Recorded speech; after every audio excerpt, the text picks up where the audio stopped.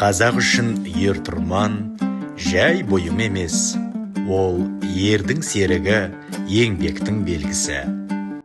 Әр өрнектің өз тарихы бар.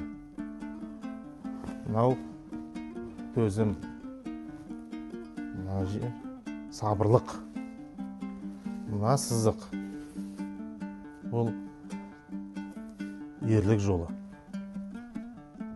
Әке, бұл не? Бұл ер-тұрман балам. Қазақ халқының дәстүрлі ат абзелі, яғни атқа мінуге арналған жиынтық. Әке, күнде ер-тұрман жасап жатасыз. Бұл маңызды ма? Балам, бұл ер-тұрман.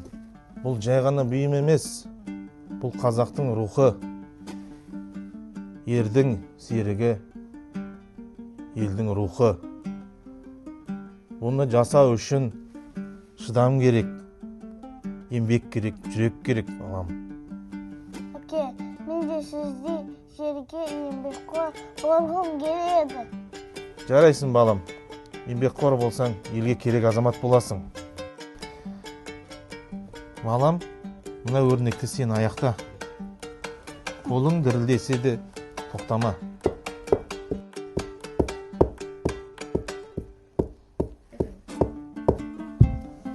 Қиын екен. Қиындықтан қашпаған ғана өмірде мықты болып шығады.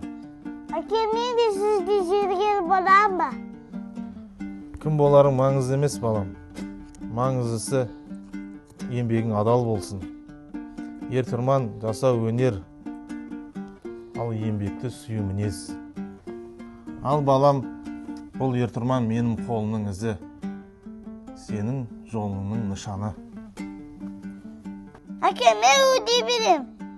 Еңбегіңізді ақтаймын. Әке еңбегі баланың бағдары.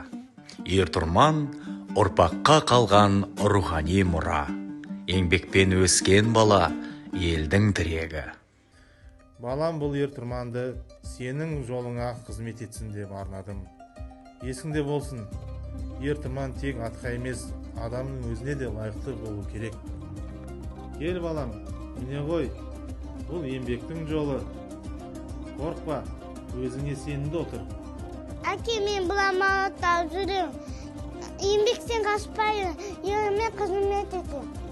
Ер-тұрман ерге серік, еңбек өмірге тірек.